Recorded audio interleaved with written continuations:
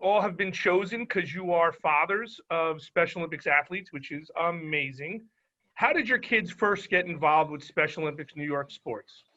My son Thomas got started by competing through me. First, he started volunteering at the events, and then our area coordinator says, "No, he can play full hockey. Let him play. He's young enough. He'll be the youngest guy in the team, one of the youngest guys on the team."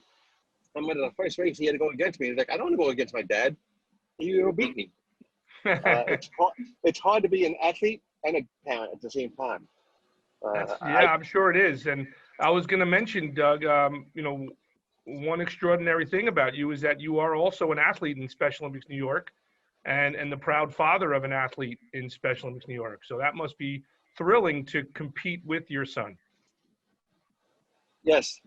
It was very hard when he went to the USA World Games for me not to be competing. Your son made it, but you didn't make it. That's right.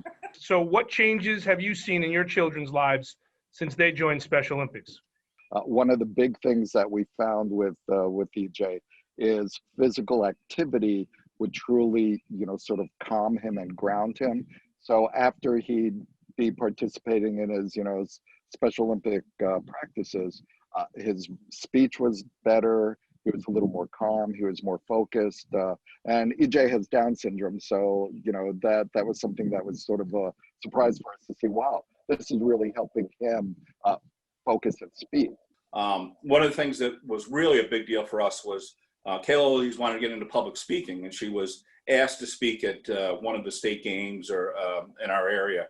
And she spoke there, and that led to her doing more speeches in schools. And she's actually become a national public speaker. And she was hired by the National Down Syndrome Society, and she's the first registered. Get out of here. Yeah, she's the first registered lobbyist with Down syndrome.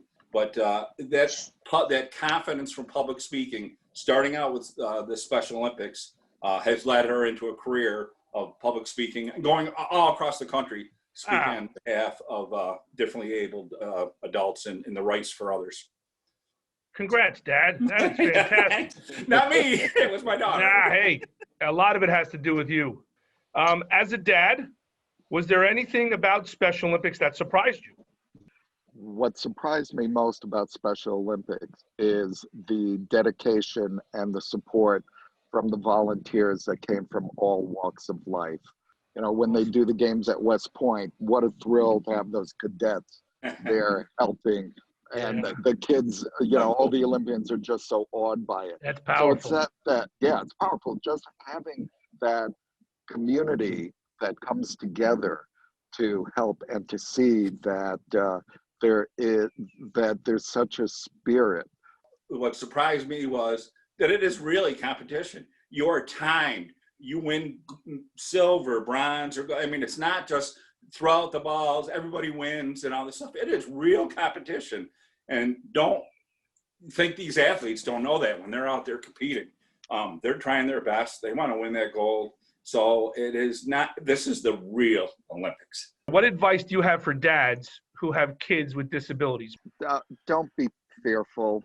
Drop the fear. Give your child the opportunity to participate with friends and test their skills and find where they really, in a way, bring their spark to their whatever sport they're in.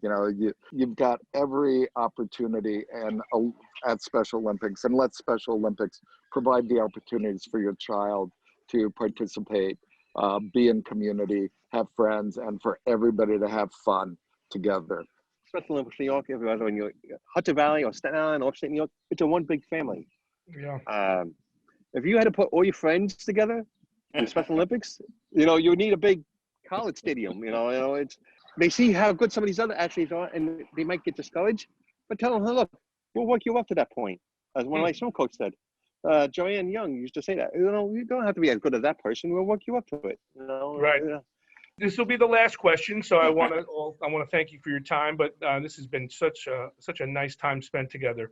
What's your favorite Father's Day memory? My best memories are, coming home, and I have two sons, EJ and Alex. EJ has Down syndrome. Alex is now a fighter, having them here with a cake, the grill fired up, a cold beer, and let's go hang around the campfire, and happy Father's Day. Yeah. That's awesome. Sounds good. Oh, that's so cool. Summer games were Father's Day weekend. Yep. So we were in a dorm someplace, I can't remember what, and it was track and field. I was helping coach track and field. And I got out of the dorm, and out in the hallway, there was a dozen athletes. And I got 12 Happy Father's Day hugs and welcoming and all that stuff. And that was very memorable for me to have all my athletes out there wishing me Happy Father's Day. Wow. Oh, that's really cool. Well, as Mark said, I'm usually in the dorms competing. Track and field friends, they came up and say, "Hey, Happy Father's Day, you old fart," or whatever. I think, I'm like, if I'm running against you, I can't be that old. But that night we have a pizza party that Saturday night, and they're like, "Here, there's one pie for the fathers." I think there's more than one father here. I'm not the only one. And you haven't got any sleep all night. You had 2 hours sleep. And yeah, that's the last thing. Yeah. That is all of the questions that I have, but I want to say this before we go. We just went through, and we're coming out of, hopefully sooner than later, of one of the worst pandemics in the human race. And what you all just spoke about, and the power that Special Olympics has, is that we're still here. We could have closed shop. Many businesses have. Unfortunately, people have lost their jobs. Businesses have closed down, but this organization would not allow that to happen. The athletes would not allow that to happen, and you, coaches and parents, would not allow that to happen. And that just speaks volumes to the power and the impact that this organization has, and it cannot be done without people like you. I can't wait for the day when we're all back together and we're all, lighting the cauldron and hugging each other and getting out there competing. And I can't wait for a Father's Day to be sleeping on the bus ride home.